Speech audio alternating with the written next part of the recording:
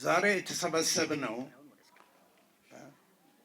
ከኛ በአካል የተለየውን ነገር ግን በስራዎቹ፣ በትዝታዎቹ፣ በእውቀቱና በጥበብ ውርሱ ውስጥ አሁንም ከኛ ጋር የሚኖረውን ታላቅ ኢትዮጵያዊ አርቲስት ዶክተር አሉምነሽ ደበበ እሸቱን ለማስታወስ ነው። ደበበን ተዋናይ በሚለው አንድ ቃል ብቻ መግለጽ አይቻልም። ተዋናይ ነበረ፣ ዳይሬክተር ነበረ፣ ፕሮዲውሰር ነበር፣ ተርጓሚ ነበር፣ የጥበብ አስተማሪና የእውቀት አስተላላፊ ነበር። ከዚህም በላይ በአፍሪካ የቲያትር መድረክ ላይ አመራር የሰጠ ሰው ነበር። የጥበብ ጉዞው ከተፈሪ መኮንን። የደበበ እሸቱን የጥበብ ጉዞ ስናስታውስ የተፈሪ መኮንን ትምህርት ቤትን ሳናነሳ ማለፍ አንችልም። ደበበ የዚህ ታሪካዊ ትምህርት ቤት ተማሪ ነበር። በተማሪነቱ ዘመን የጥበብ ፍላጎቱ መታየት ጀመረ።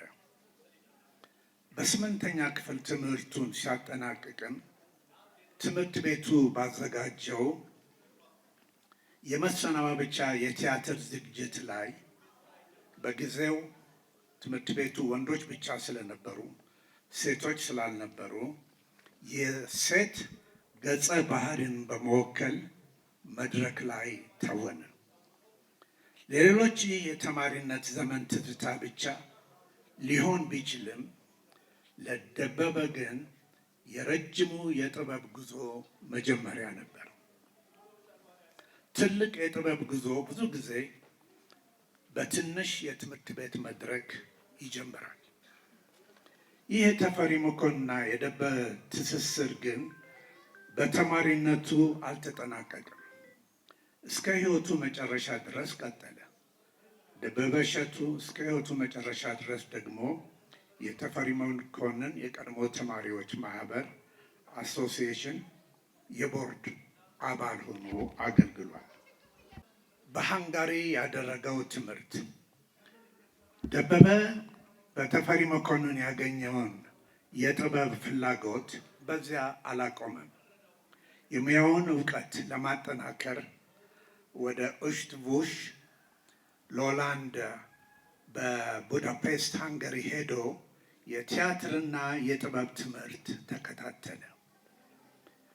በዚያ ያገኘውን እውቀትና ልምድ ወደ ኢትዮጵያ በማምጣት ለሀገራችን ቲያትር እድገት አበርክቷል። በቲያትር ዓለም ደበበ በኢትዮጵያ የቲያትር ታሪክ ውስጥ በብዙ የመድረክ ስራዎች ተሳትፏል። ከመጀመሪያዎቹ ስራዎቹ መካከል ያላቻ ጋብቻ ይጠቀሳል።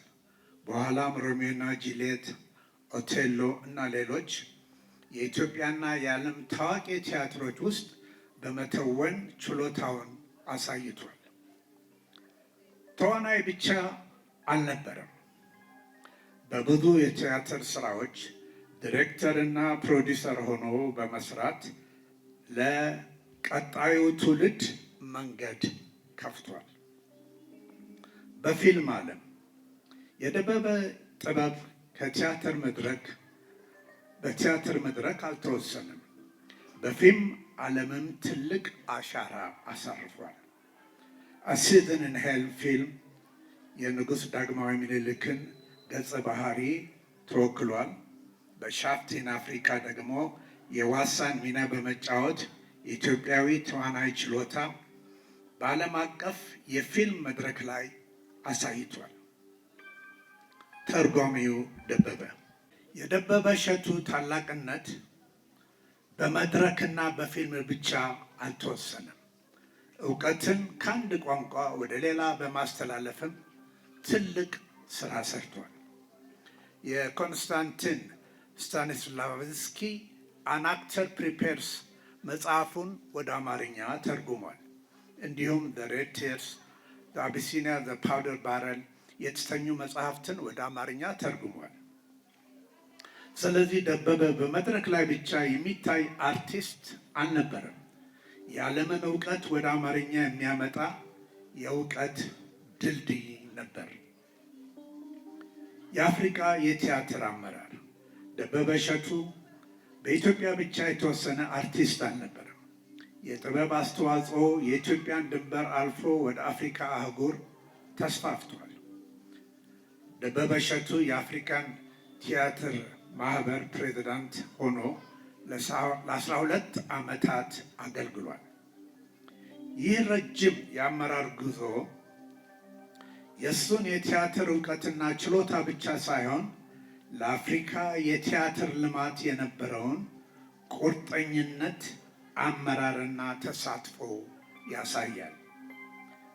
ከትንሹ የተፈሪ መኮንን ትምህርት ቤት መድረክ የጀመረው የደበበ ጉዞ በሃንጋሪ የቲያትር ትምህርት አግኝቶ በኢትዮጵያ የብዙ ቲያትሮችና ፊልሞች ተሳትፎ አድርጎ እስከ አፍሪካን ቲያትር አሶሲዬሽን ፕሬዝዳንትነት ለ12 ዓመታት ድረስ ደርሷል። የደበበ አሻራ በኢትዮጵያ ብቻ አልቀረም፣ በአፍሪካ የቲያትር ታሪክም ውስጥ ተመዝግቧል። የተፈሪ መኮንን ስም እንዲመለስ ያደረገው ታሪካዊ ጥረት። ይህ ክፍል የደበበ ከተፈሪ መኮንን ጋር የነበረውን የሕይወት ዘመን ትስስር በግልጽ ያሳያል። ደበበ የትምህርት ቤት ታሪካዊ ስም መቀየሩ በጣም ያሳስበው ነበር። እንደ ቲኤምኤስ አሉምናይ አሶሲዬሽን የቦርድ አባልም ጉዳዩን በጽናት ይዞ ተነሳ። ለዚህም ወደ አዲስ አበባ ከተማ ከንቲባ ወይዘሮ አዳነች አቤቤ ጋር ቀረበ።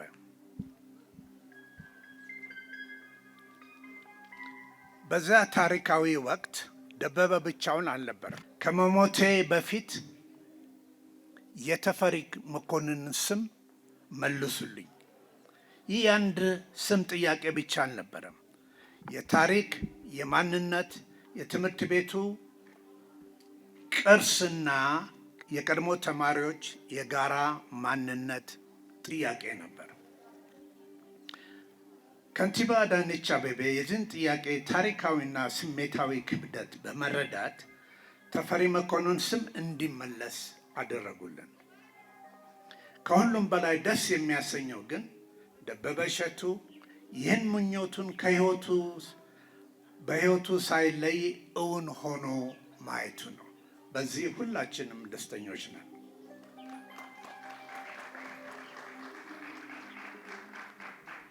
ይህ ለሱ ሌላ ታላቅ የደስታ ጊዜ ነበር። የመጀመሪያ ቲያትር መድረኩን በዚህ ትምህርት ቤት ያገኘው ደበበ የትምህርት ቤቱ ታሪካዊ ስም ተመልሶ በሕይወት ሳለ ማየት ቻለ። ይህ ለደበበ ከመጨረሻዎቹ ታላላቅ የደስታ ጊዜዎች አንዱ ነበር። ዛሬም እኛ ያንን ደስታ እናከብራለን።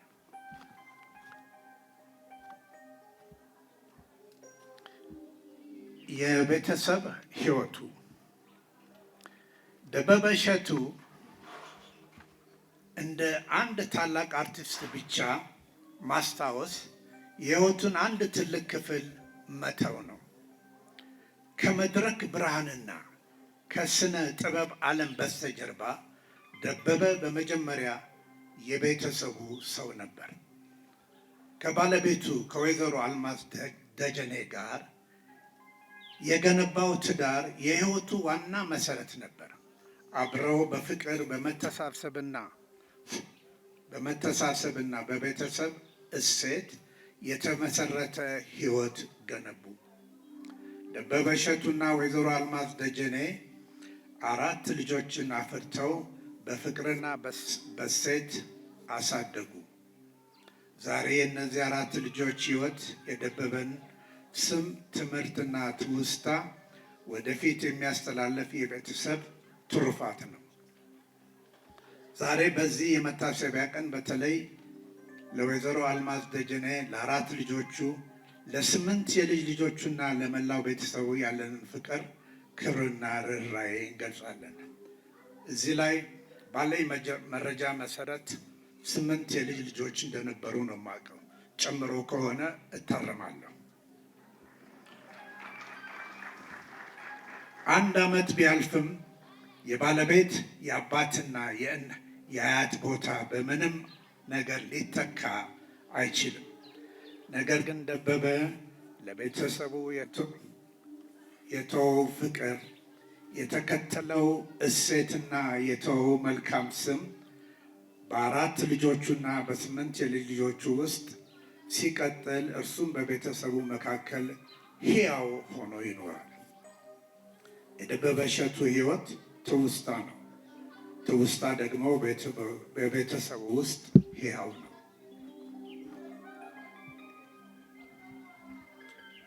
ስለዚህ ዛሬ የደበበን ሕይወት ስናስታውስ ታላቁን አርቲስት ብቻ አናስታውስም። ባለቤቱን የወደደ ባል፣ ለ4 ልጆቹ አባት፣ ለ8 የልጅ ልጆቹ አያት የነበረውን ደበበንም እናስታውሳለን። የደበበ እሸቱ ውርስ። የደበበ ሕይወት ከጅማሬው እስከ መጨረሻው ስንመለከት አንድ ታላቅ ጉዞ እናያለን። ከተፈሪ መኮንን ትምህርት ቤት የመጀመሪያ የመድረክ ተሞክሮ ወደ ሃንጋሪ የጥበብ ትምህርት፣ ወደ ኢትዮጵያ የቲያትር መድረክ፣ ወደ ዓለም አቀፍ ፊልም፣ ወደ መጽሐፍ ትርጉም እስከ አፍሪካ የቲያትር አመራር ድረስ። ይህ የአንድ አርቲስት የግል ታሪክ ብቻ አይደለም። የኢትዮጵያ የዘመናዊ ስነ ጥበብ ታሪክ አንድ ክፍል ነው። ደበበ በአካል ተለይቶናል፣ በስራው ግን አልተለየንም፣ አይለየንም። በመድረክ ላይ የተወናቸው ገጸ ባህሪያት፣ በፊልም የተወው አሻራ፣ በትርጉም ያስተላለፈው እውቀት፣ ለቤተሰቡ የተወው ፍቅር፣ ለተፈሪ መኮንን ትምህርት ቤት የነበረው ቁርጠኝነት እና ለአፍሪካ የቲያትር ጥበብ የተወው አስተዋጽኦ ሁሉም የእሱን ሕይወት ከሞት በላይ ያራዝሙታል። ዛሬ በተለይ በተፈሪ መኮንን ትምህርት ቤት ፖሊቴክኒክ ኮሌጅ ያሁኑ ስሙን ስናነሳ ልዩ ኩራት ይሰማናል። ምክንያቱም የትናንቱ ተማሪ ዛሬ የሀገርና የአፍሪካ ጥበብ ቅርስ ሆኖ የደበበ ሕይወት ለዛሬዎቹ ተማሪዎችም ግልጽ መልእክት አለው። ህልማችሁን አትናቁ። ደግመዋለሁ፣ ህልማችሁን አትናቁ። ችሎታችሁን አታሳንሱ። የትምህርት ዕድላችሁን ተጠቀሙ። የተማራችሁትን ለሀገራችሁና ለሰው ልጅ አበርክቱ። በመጨረሻም ዛሬ የምናገረው የስንብት ቃል ብቻ አይደለም። በጥሞና እዚህ ላይ አዳምጡኝ። የምስጋና ቃል ነው። የክብር ቃል ነው። የትውልድ ቃል ነው። ደበበ የሰራኸውን አንረሳም። የተወውን የጥበብ ቅርስ እናከብራለን። የከፈትከውን የእውቀት መንገድ ለቀጣዩ ትውልድ እናስቀጥላለን። እናም ዛሬ በተለይ እንላለን የተፈሪ መኮንን ስም ከመሞቴ በፊት መልሱልኝ ብለህ ጠይቀህ ነበር። ምኞትህ ተፈጸመ። ተፈጽሞ ሳለ በሕይወትህ ማየት ችለሃል። ይህ ለአንተ የደስታ ጊዜ ነበር። ለእኛ ደግሞ ዛሬ የምናከብረው ውድ ትዝታ ነው። የተፈሪ መኮንን ስም ተመልሷል። የደበበ ምኞት ተፈጽሟል። የደበበ አሻራ ግን እስከ ዛሬ ከኛ ጋር ነው።